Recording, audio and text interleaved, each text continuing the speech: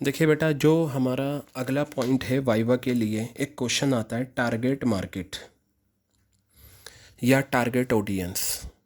आपने मार्केटिंग का जो प्रोडक्ट बनाया है, चाहे शूज़ लिया हो, चाहे बिस्किट लिया हो, नमकीन लिया हो, सोप लिया हो, ठीक है, ये जो आपने प्रोडक्ट लिया है, किन लोगों के लिए लेकर आ रहे हो, उसी को बोलते हैं हम टारगेट मार्केट। आपको ये याद नहीं करना, समझाने के लिए बता रहा हूँ।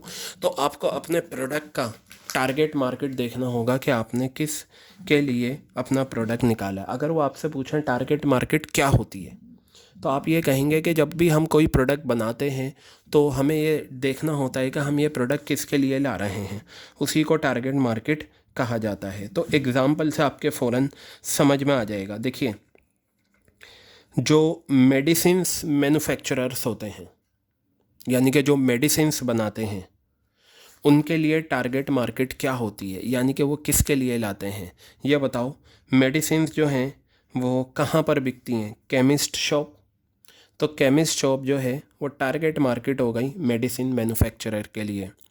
फिर ये जो मेडिसिन मैन्युफैक्चरर हैं, ये दवाइयाँ हॉस्पिटल्स में भी देते हैं, तो हॉस्पिटल्स क्या हो गए? टारगेट मार्केट हो गए। डॉक्टर्स जो अपने क्लिनिक चलाते हैं, वहाँ दुकानों पर देखते हैं डॉक्टर्स को, तो ये क्या हो गई? टारगेट मार्केट हो गई। क्लियर हो गई बात आपकी? ठीक है।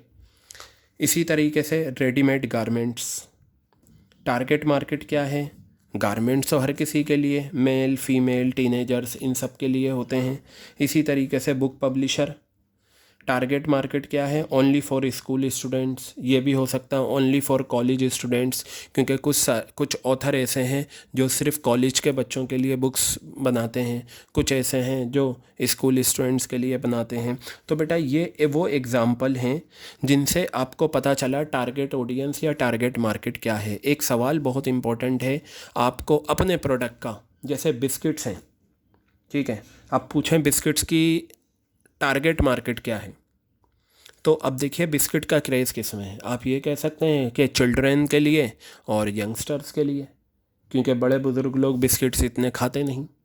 इसी तरीके से साड़ी है, साड़ी की टारगेट मार्केट क्या है? ये मत कह देना कि मेल जो हैं उनके लिए बनाई हमने साड़ी, मेल को ही पहनते हैं साड़ी।